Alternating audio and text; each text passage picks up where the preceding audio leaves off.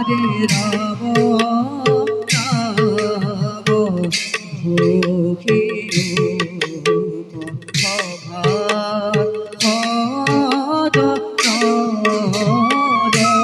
হৰে ৰাম ৰাম ভোগী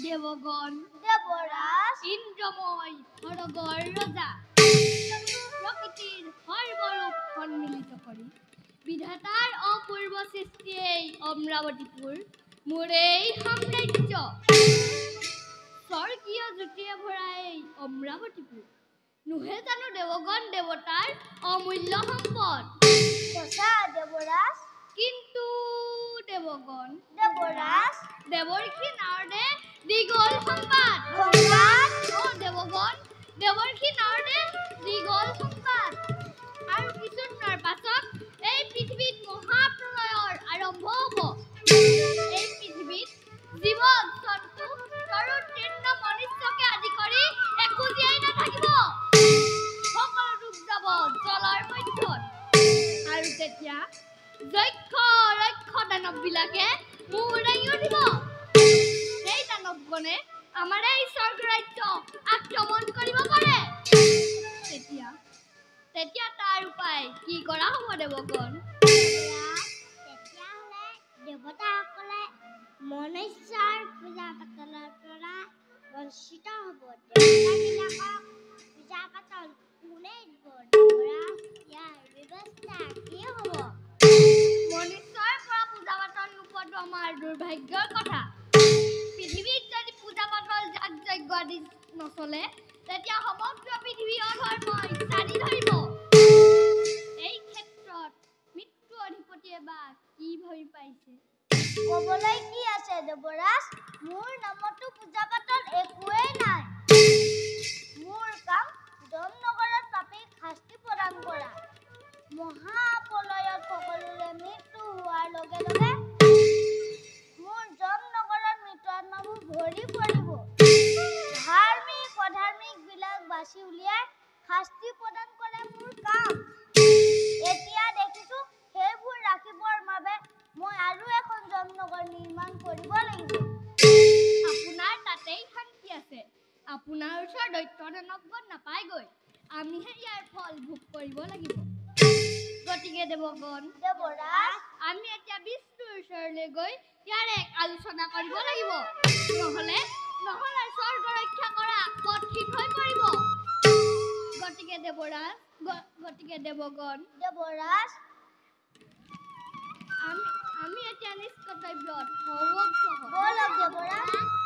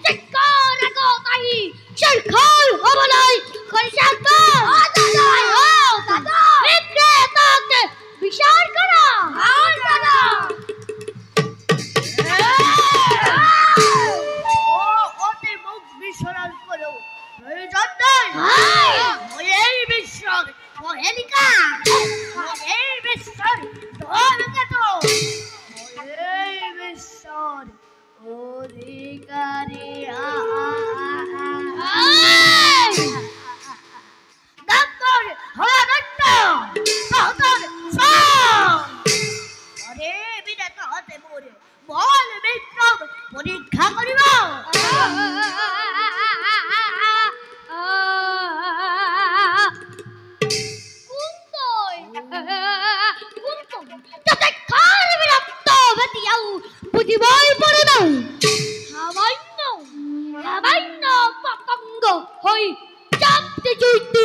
মৰিব হইছ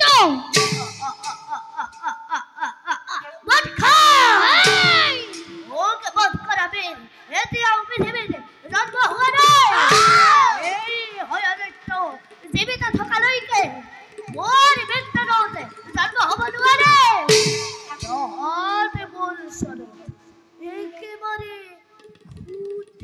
ক্ষুদ্ৰ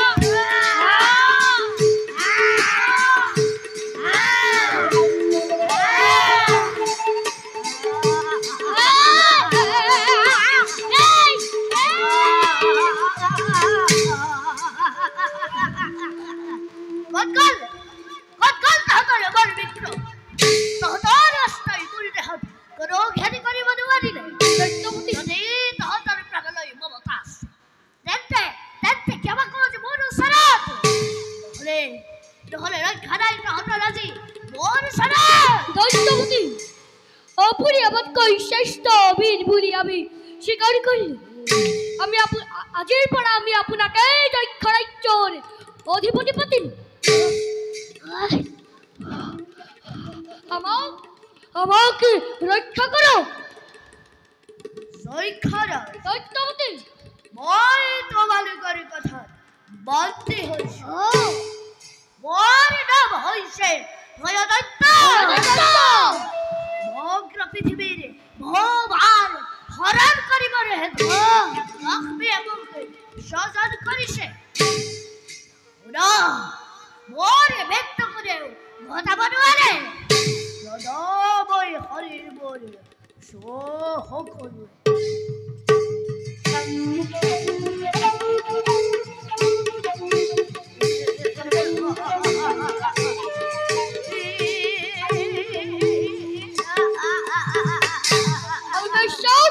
দৈত্যৱতী আমাৰ ৰাস্তাবিলাক আপোনাৰ মুণ্ডত পৰি থানবান হৈ গ'ল দৈত্যৱতী আজিৰ পৰা আমি একেলগে মিলি পৃথিৱীত মহাপ্ৰলয়ৰ ঘোষণা কৰিব লাগিব তোমালোকে কিন্তু ভয় নকৰিবা আমাক বাধা দিব পৰা শক্তি কাৰো নাই পৃথিৱীত মহাপ্ৰলয়ৰ ঘোষণা হ'ব চৰকাৰী দেৱতা আৰু মৈত্ৰৰে এই ব্ৰহ্মাই পৃথিৱীৰ বেদ বেদাংগবিলাক লৈ পৰ্বতৰ গুহাত লুকুৱাই ৰাখিছে এইবিলাক আমি সোনকালে বিচাৰি উলিয়াব লাগিব উত্তম হও দৈত্যৱতী তেন্তে আমি বেদ বেদাংগবিলাক লৈ পৃথিৱীত এক শক্তি সম্ৰাট হৈ জীয়াই থাকিব পাৰিম আনন্দ কৰা জয় ধ্বনি কৰা হে মহাবীৰ জয় হদৈত্য জয় জয় জয়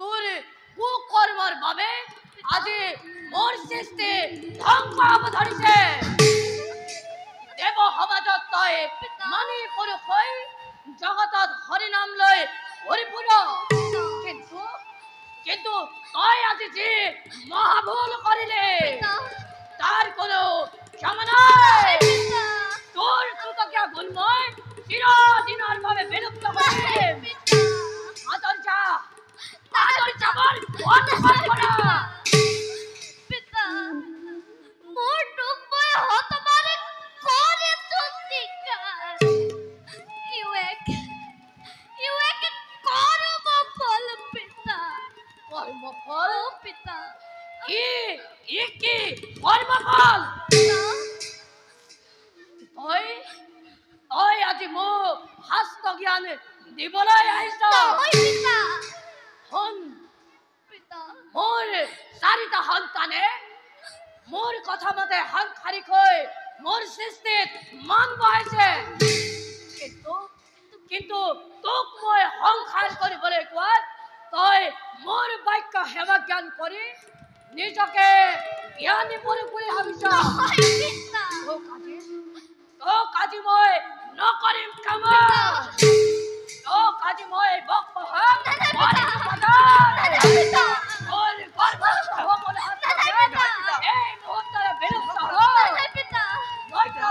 জন্মগ্ৰহণ কৰে বিবাহ পক্ষত আবদ্ধ হৈ সাংসাৰিক হৈ জীবন অতিবাহিত কৰিবৰ বাবে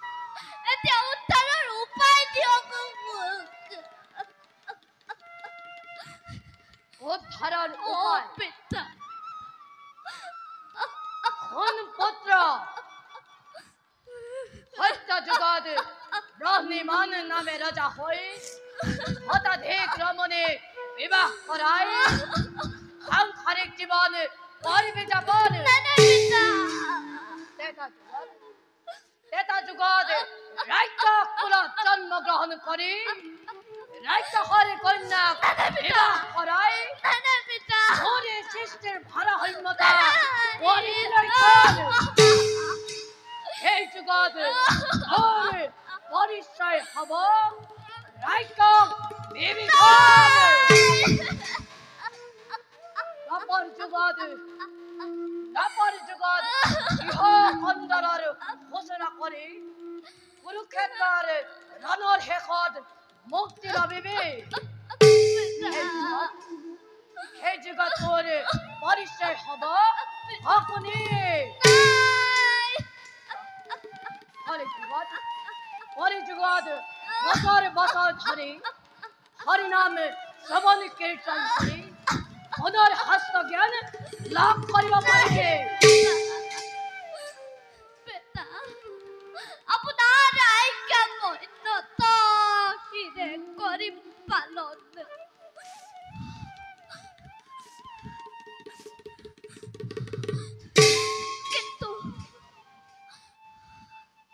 কিন্তু শুনা পিতা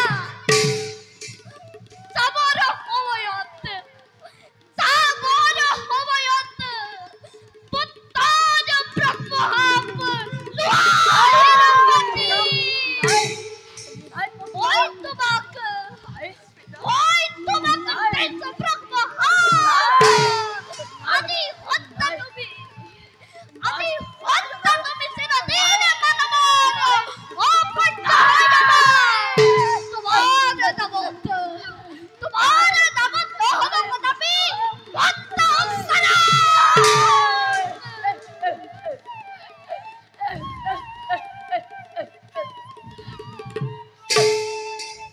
পুত্ৰৰ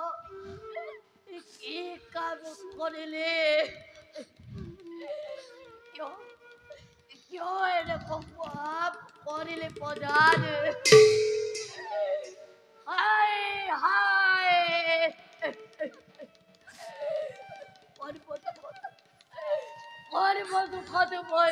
অন্ধকাৰত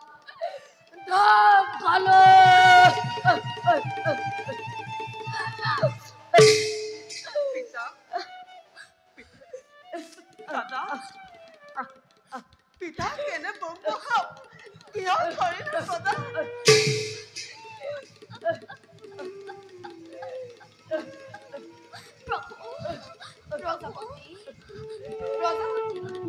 আপুনি কৰি আছে কি তোমাৰ বেদ বাদ্যৰ ভূমিত কৰি আছে কি প্ৰভু ভোলানাথ মোৰ মাৰ্চনা কৰিব বিপদৰ সময়ত দেখা পোৱাৰ বাবে মোৰ দেৱত আৰু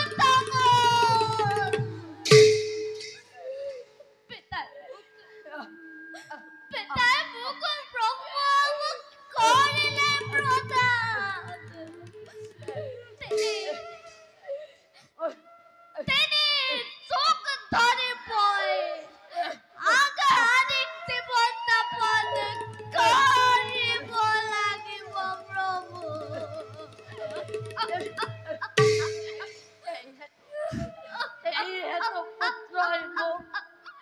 প্ৰভু কৰিলে প্ৰদানে চিৰদিন মই মানৱ সমাজত নাথাকিব মৰি যাব পূজা পাতলে যাগ যজ্ঞ ভীষণ ব্ৰহ্মহাপত মই পতিত হলো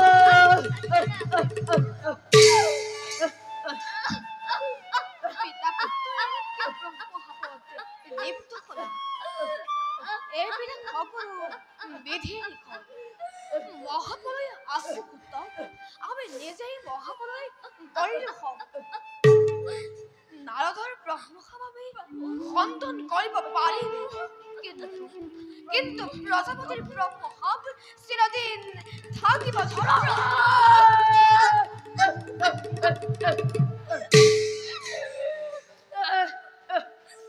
প্ৰভু মোৰ অপৰাধ মাৰ্জনা কৰিব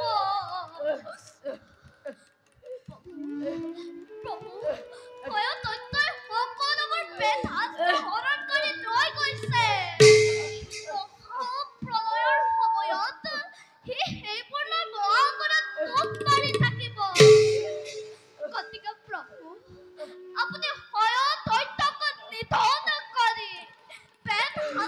ব্যৱস্থা কৰক। মই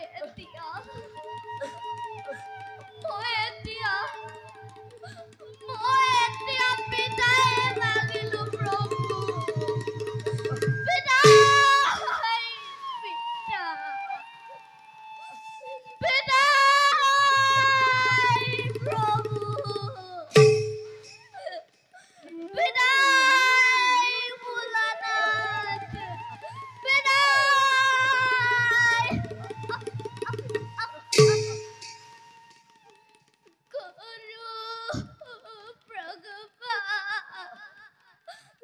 গুৰু ভগৱান, গুৰু বিষ্ণু,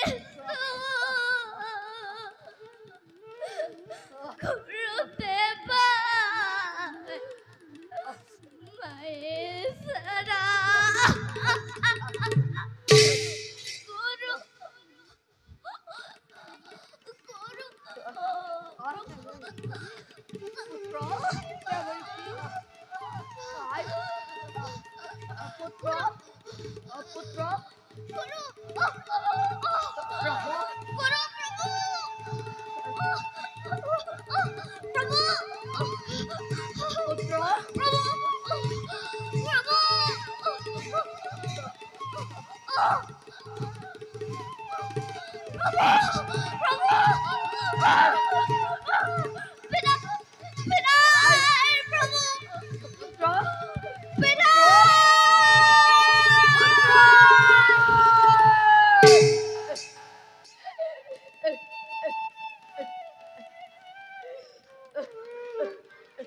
প্ৰজাপতি, আমাৰ অগ্ৰচেষ্টা বিফল হ'ল। অঘৰে বেদশাস্ত্ৰ হৰণ কৰিলে। প্ৰভু, মই বৰে মহাপাতকী, আপোনাৰ বাক্য মই ৰক্ষা কৰিব নোৱাৰিলো। মই এতিয়া অজ্ঞানিত পৰিণত হলো প্ৰভু। মই এতিয়া অজ্ঞানিত পৰিণত হলো। প্ৰজাপতি, এইবিলাক সকলো ভাগ্যৰ লিখন। ভাগ্যৰ লিখন কোনেও খণ্ডাব নোৱাৰে। আজি পৃথিৱীৰ পৰা লক্ষ্মী মাৰ শাস্ত্ৰবিদ মাৰদু দক্ষচিত হ'ল। সেয়েহে এনেবোৰ বিপদে আগুৰি ধৰিব। যেনে তেনে বেদশাস্ত্ৰ উদ্ধাৰ কৰিবই লাগিব। আমি কৰ্তব্যত আগবঢ়া ভাল হ'ব। বেদশাস্ত্ৰ উদ্ধাৰ কৰিবই লাগিব, নহ'লে মানৱ সমাজ জ্ঞানৰ পৰা বঞ্চিত হ'ব। প্ৰজাপতি, প্ৰভু, আমি সত্যব্ৰত ৰজাৰ ওচৰলৈ আহিছিলো। পিতা পুত্ৰ তৰ্ক শুনি আমি এগিয়ে পালো। হোৱা ঘটনা হৈ গ'ল, তাক ভাবি থাকিব কোনো প্ৰয়োজন নাই। ভাৰ্য লক্ষ্মী নাই, কিন্তু আমাৰ লগত সৰস্বতী আছে। মই অনুতপ্ত। দুখ কাৰো নাই দেৱী, সকলো ভাগ্যৰ লিখন।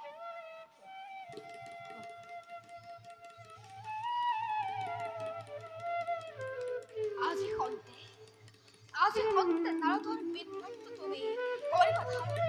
আৰু বীণাপাণি নামে তুমি সভা কৰিছা।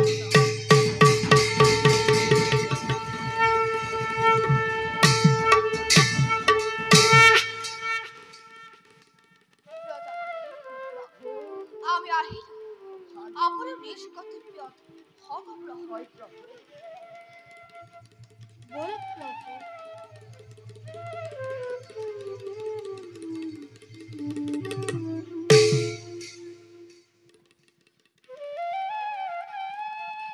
বল আয়ু।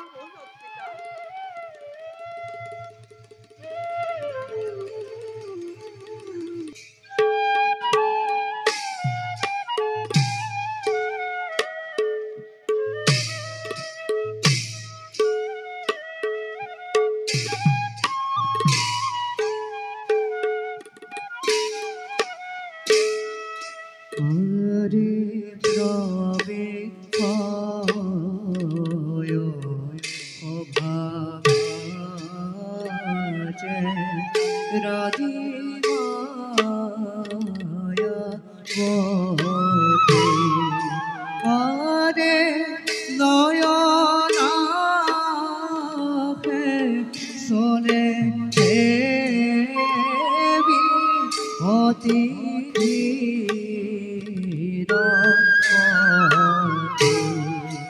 আৰে নয়নাখে চলে দেৱী অতি ধীৰপতি আৰে খেদ জানি নৰদোকে হেৰিয়া কাব আৰে ৰাম নাম মুখী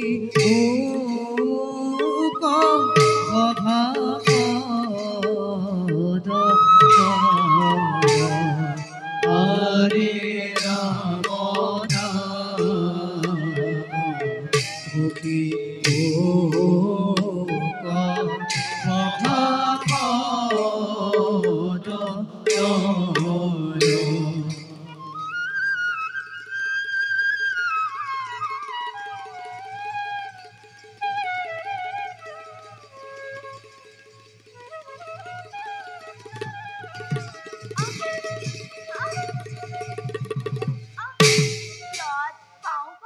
লৰিছে সঘনে কিবা যেন অমংগলৰ ৰাগ জাননী হৈছে অনুমান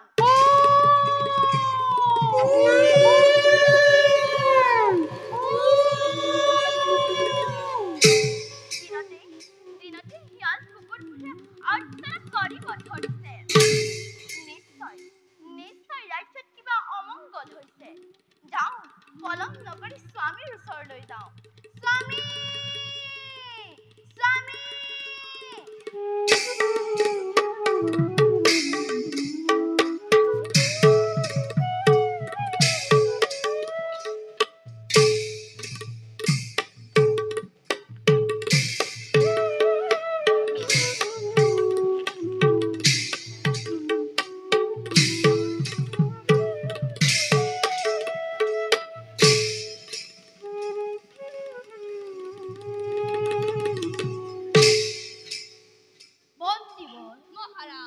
দিনে দিনে পৃথিৱী অধৰ্মৰ ফালে গতি কৰিব ধৰিছে নিজে নিজে নতুন ঘটনাৰ প্ৰবাহে চাৰিওফালৰ পৰা গ্ৰাস কৰিব ধৰিছে অনাবৃষ্টি আৰু বিনাময় বজ্ৰপাত এইবিলাকৰ কিবা কাৰণ ভাবি পাইছে বন্তিবৰ কোনোবাই যেন মই কয় হুদুৰৰ পৰা তোৰ ৰাজ্য ধ্বংস হ'বলৈ আৰু বেছি সময় নাই তোৰ ৰাজ্য ধ্বংস হ'বলৈ আৰু বেছি সময় নাই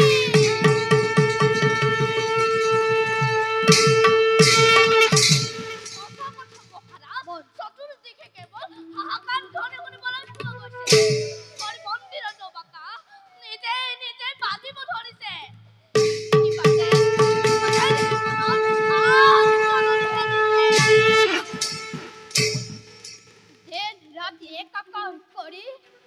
চাৰিওফালে পদক্ষেপ কৰি ৰাজ্যময় কৰিছো শাসন তথাপি সকলোৰে মনতে এটাই ভাৱ হৈছে উদয় কিবা যেন মহাপ্ৰলয় হৈ পৃথিৱীখন গ্ৰাস কৰিব শুনক মন্ত্ৰীবৰ দিন দুপৰতে কেনেকৈ শিয়ালবোৰে আৰাও কৰিব ধৰিছে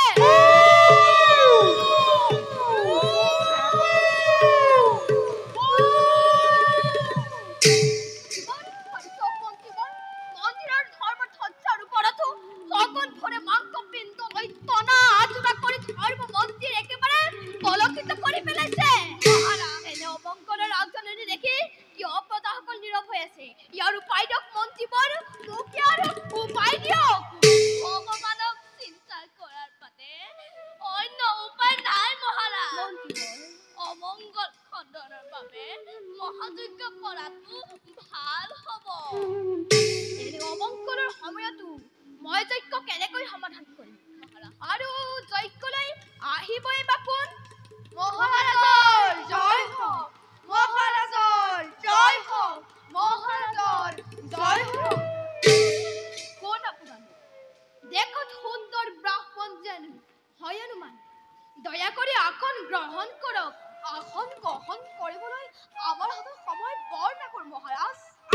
বিপদত পৰিছো মহাৰাজ, আমাক ৰক্ষা কৰিব পাৰিব নেকি? সেয়েহে আমি ইয়ালৈ হে দিছব, মই একো বুজিব পৰা নাই। চাৰিওফালে কেৱল বিপদৰ আগজননী দেখি মই বৰ দিশহাৰা হৈ পৰিছো। মহাৰাজ, পৃথিৱীত মহাপ্ৰলয় আৰম্ভ হৈছে। তাৰ ফলস্বৰূপে দেশত মাৰি মৰক অকাল দুৰ্ভিক্ষই দেখা দিছে। প্ৰজাৰ মনত অকণো শান্তি নোহোৱা হৈছে মহাৰাজ। সেয়েহে আমি মহাযজ্ঞ আৰম্ভ কৰিব খুজিছো। সেই দৃশ্য ময়ো অহৰ্নিশে দেখিবলৈ পাইছো নিজবন। ৰাজ্যৰ চাৰিওফালে প্ৰজাৰ হাহাকাৰ ধৰি ময়ো শুনিবলৈ পাইছো। কিন্তু মহাৰাজ, মহাযজ্ঞ আৰম্ভ কৰিব খোজোতেই লাগিল নহয় খেলি মেলি।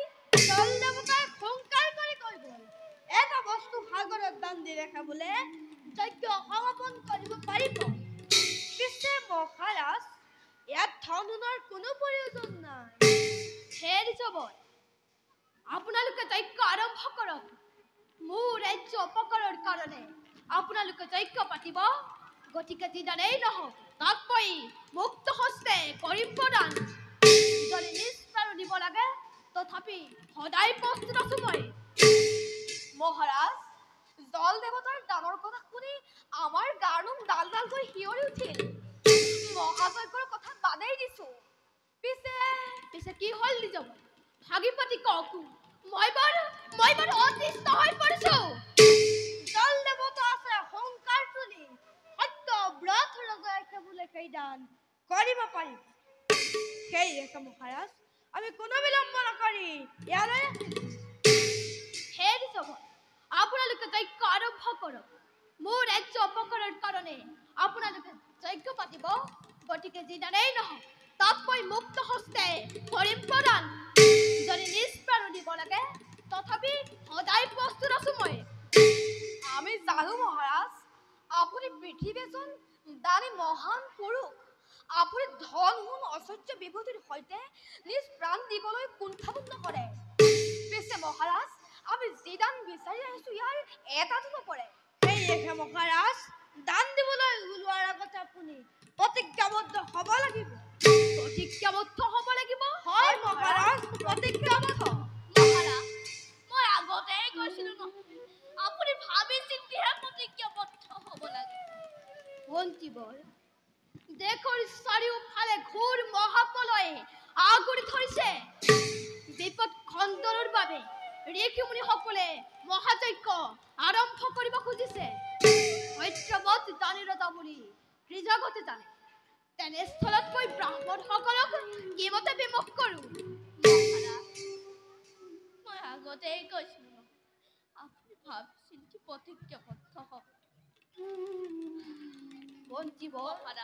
আপুনি ৰাণীক ৰাজসভালৈ মাতি আনক।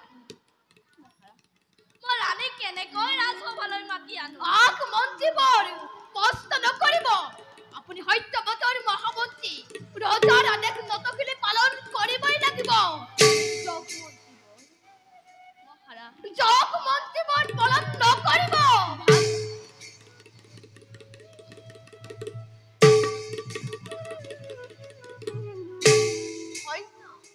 ধন্য মহাৰাজ, আপোনাৰ দান পৃথিৱীত চিৰযুগমীয়া হৈ থাকিব। পৃথিৱীত চন্দ্ৰ সূৰ্য যিমান দিন থাকিব সিমান দিন ৰাজা তোমাৰ এই দানৰ মহিমা তিৰুলোকত অবিৰতভাৱে প্ৰচাৰ হ'ব ৰাজন।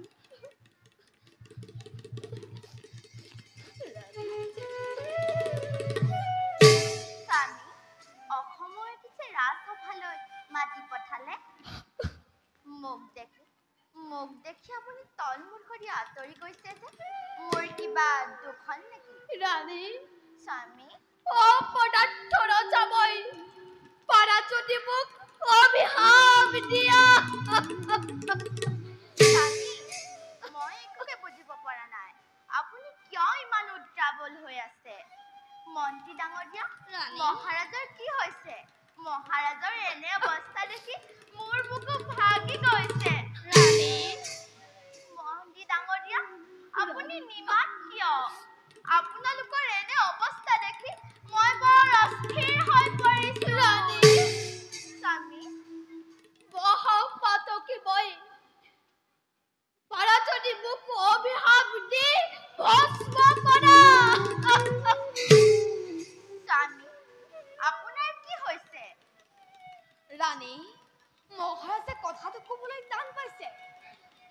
ময়ে কওঁ শুনা, ৰজাৰ প্ৰতিজ্ঞা তোমাৰ ওপৰত।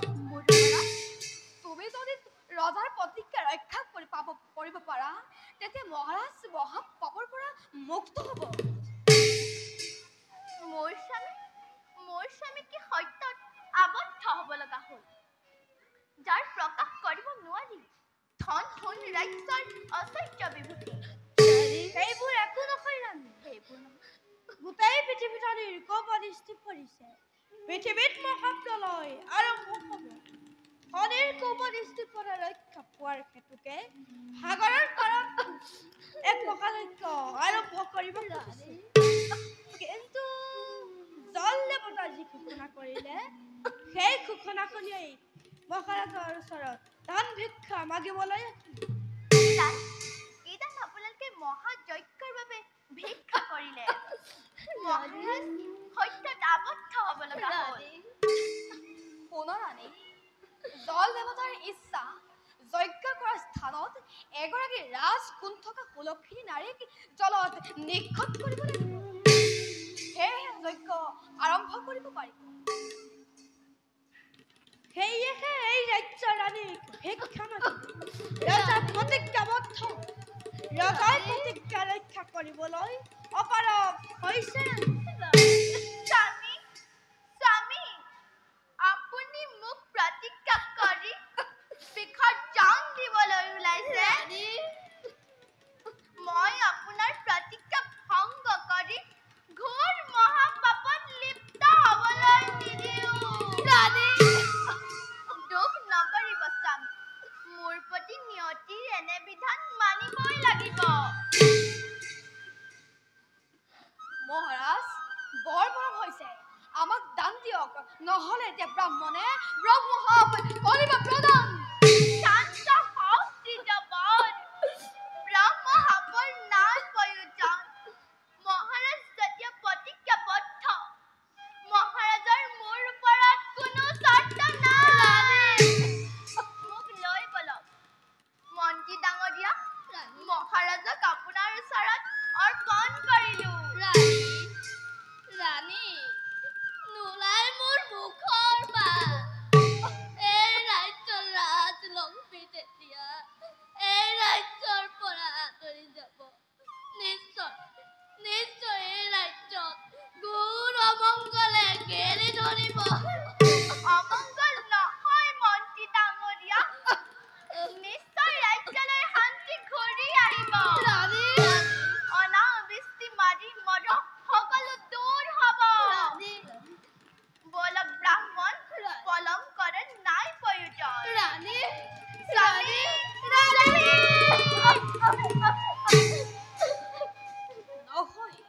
নহয় ৰাণী, মহাৰাজো আমাৰ লগত যাব লাগিব।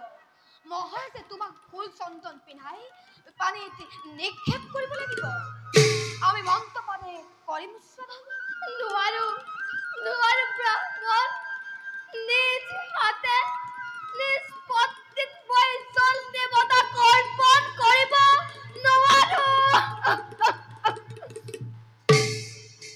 মন্ত্ৰী ডাঙৰীয়া, মহাৰাজ, সত্যৱতৰ ভাগ্য চক্ৰ আছে, নিয়তিৰ কৰাৰ গ্ৰহতো সোমাই পৰিল। ৰাণীৰ লগতে নিশ্চয় মোৰ মৃত্যু হ'ব। গতিকে আজিৰ পৰা ৰাজ্যভাৰ আপোনাকে কৰিলো অৰ্পণ। নাই মহাৰাজ, নাই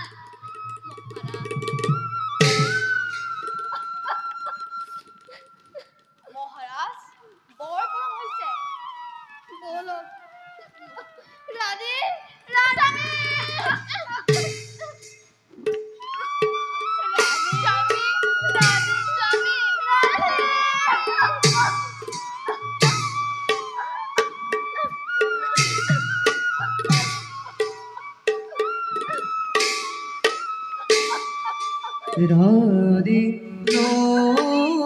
নয়া চিত্রগান ধীরে সাদি যাই আরে সদে সাদে হয়তো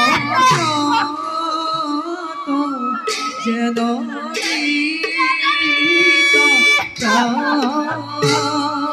হরে রবে সদে সত্য যেন মিত্র হরে কত পেদি গয়া পাশে ভগন কইনা আরে অবসাহ মজে দাকি বুদারি হোনা হরে অবসাহ মজে দাকি হরি হরি গোলা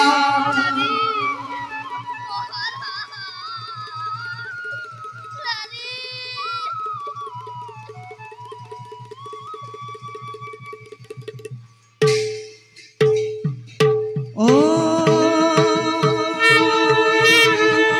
হরি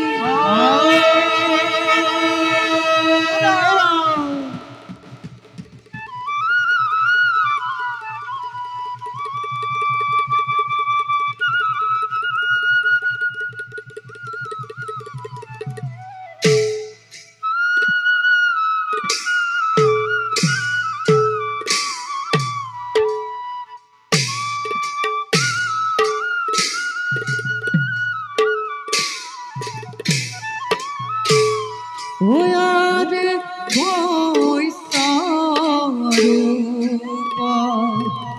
হরি প্রভু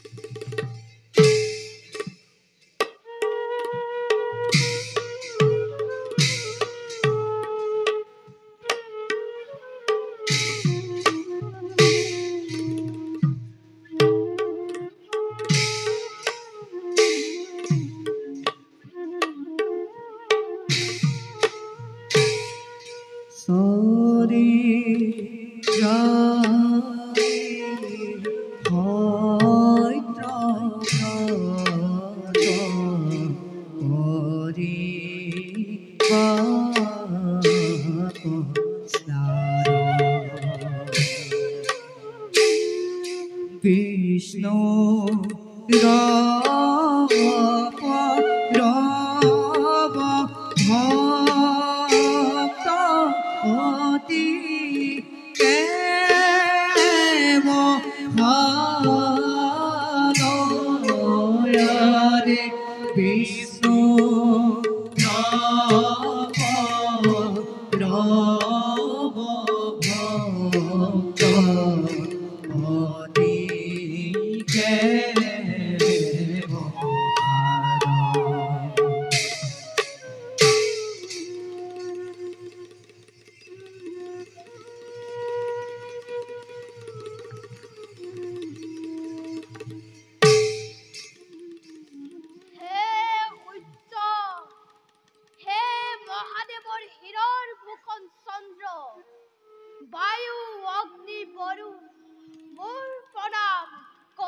গ্ৰহণ মোক যেন মহাফলয় সংকটৰ পৰা ৰক্ষা কৰে।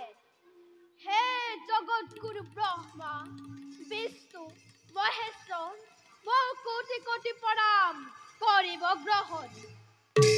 মোক ধন সোণ ঐশ্বৰ্য বিভূতি এইবোৰ মোক একোৱে নালাগে, লাগে মাথো আপোনালোকৰ সেৱা।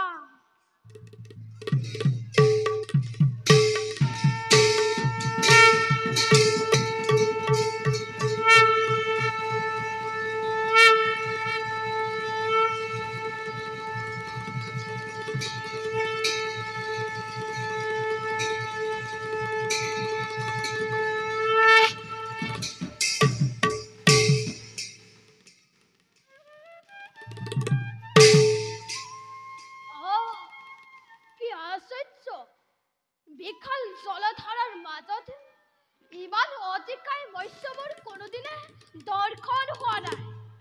এয়া মৎস্য হ'বই নোৱাৰে। নিশ্চয় প্ৰভু নাৰায়ণে এই ৰূপ ধাৰণ কৰি মোক কৰিছে চালনা। হে প্ৰভু ৰক্ষা কৰা, দাসক তোমাৰ। নমো নমো নাৰায়ণ অগতিৰ অগতি, সংকটত দেখা দিয়া তুমি লক্ষ্মীপতি। তুমি ব্ৰহ্মা, তুমি বিষ্ণু, তুমি মহেশ্বৰ, চৰাচৰ জগতৰ তুমি হে ঈশ্বৰ। হে প্ৰভু দয়াময়, মোক আপোনাৰ পৰিচয় দি মোৰ জীৱন সাৰ্থক কৰক। প্ৰকৃততে যদি আপুনি কোনোবা দৈত্য তেন্তে মোক সক্ষম কৰক।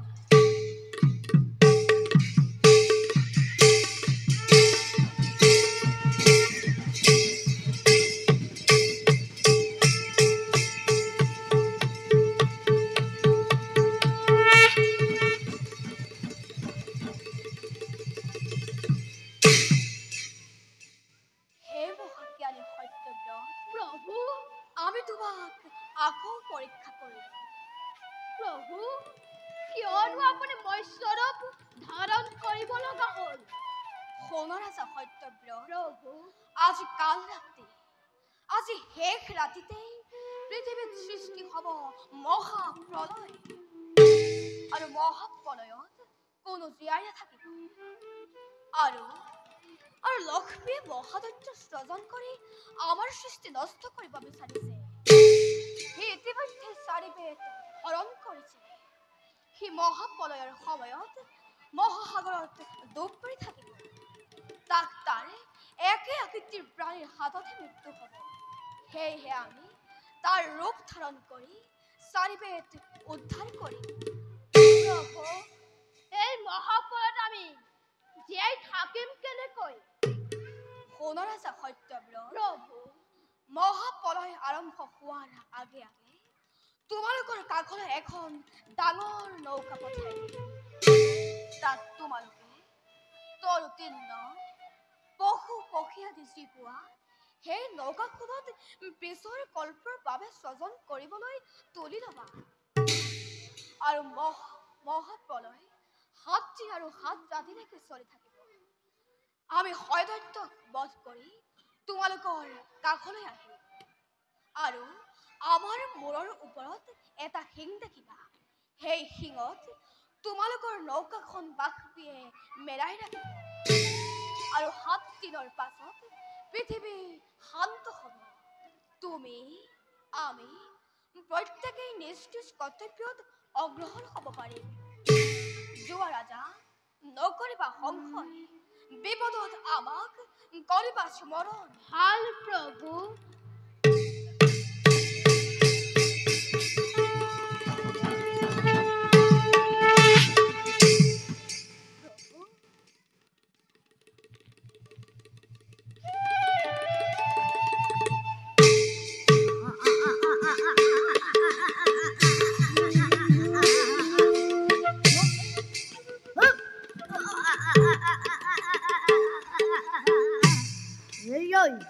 এই সোণালী সুযোগ বিহান গৰ্জন কৰি সাগৰৰ পানী আহিবলৈ ধৰিছে। যেনে তেনে চাৰিবেদ ৰাখিবই লাগিব। যাওঁ মই এই বেহাস্ত সাগৰৰ কুমাৰ স্থানত লুকুৱাই ৰাখোঁগৈ।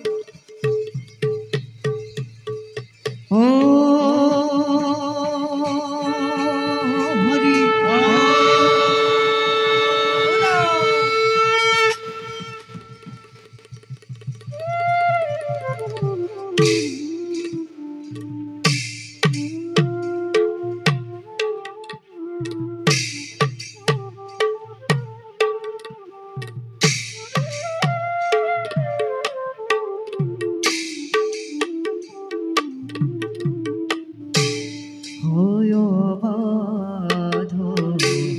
রূপে প্রভু দিদাদি দয়ারে দুষ্ট কথা শিবকে তুমি দাতা দুষ্ট কথা শিবকে তুমি দাতা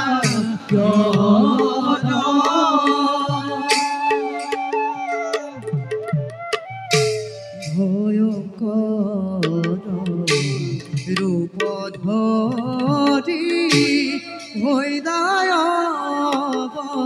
তারে রাম হরি গুণা সর্ব জন রাম হরি গুণা সর্ব জন।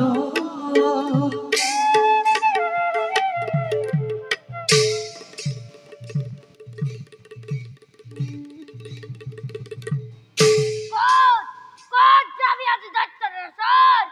তোক বাধিবৰ হেতু মোৰ অৱতাৰ। চাৰিবেদ মোৰ হাতে কৰ অৰ্পণ। নতু তোৰ আজি মিলিব মৰাণ।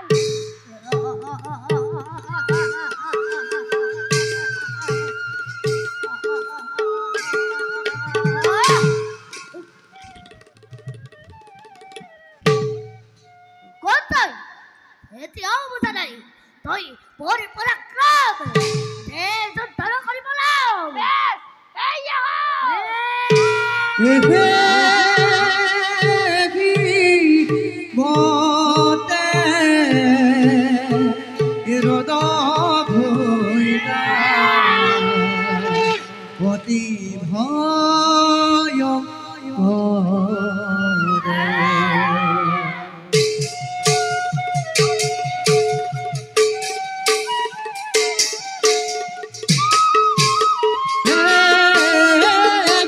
মতে হৃদ ভৈরা অতি ভয়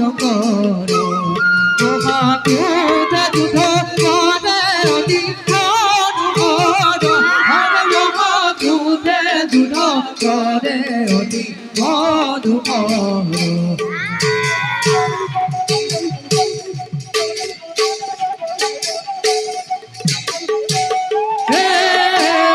দেখা দেখা সর্বজন ঈশ্বর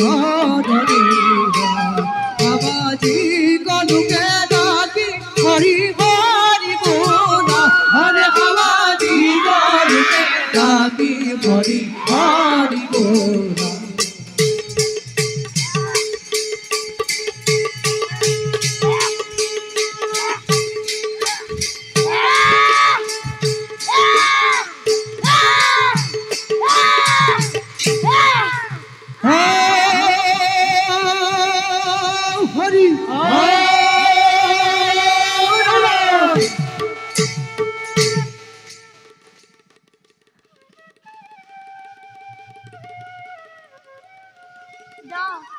পুনৰ মৎস্যৰূপ কৰি ধাৰণ বেধাস্ত কৰোগৈ উদ্ধাৰ।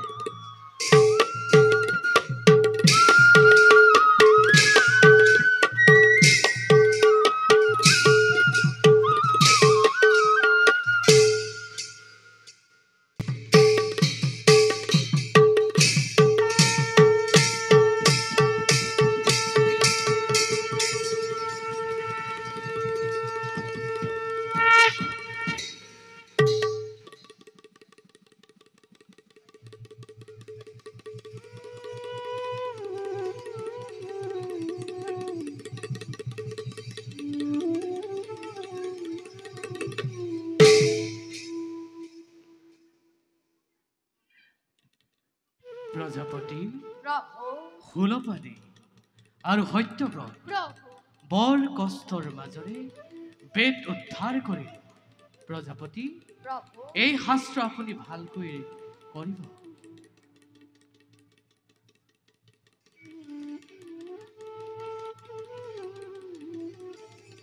ভাল প্ৰভু